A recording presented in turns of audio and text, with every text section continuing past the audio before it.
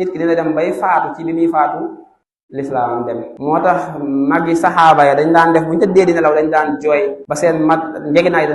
daan tooy xepp soo leen waxee ñun dañuy ragal bàkkaar yi ñuy def mu yóbbee suñuy faatu yàlla nangu suñu lislaam dañ bañ bàkkaar yi mooy jeexantalu bàkkaar mën na la yóbbee loolu kon ñooñu sagam ñoom ñoo wóolu seen bopp waxuma la ñun. moo tax bu nekk nag koo xam ne dafa gisoon ne moom dafa sàggan te ëpp si nit ñi doomu aadama ne ko yàlla bindee mooy sàggan daf ko yomb gis na dafa gàttañ lool ci li ko yàlla sant waaye it nuur na ci ay bakkaar iyatan billah dafa war a góor lu mu gaawantu tuub waaye préparé boppam pour li nga xam ne mu ngi ñëw ci ay jëf yu baax moo tax yàlla woo ñëpp ni wa tuubu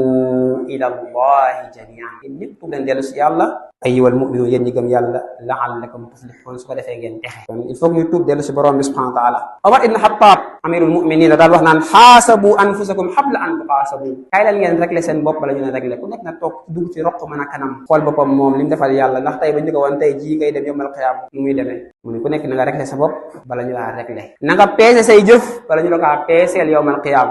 muy te na nga waajal sa taxawaay bu mag ba ngay am sa kanamu borom yombal xiyaam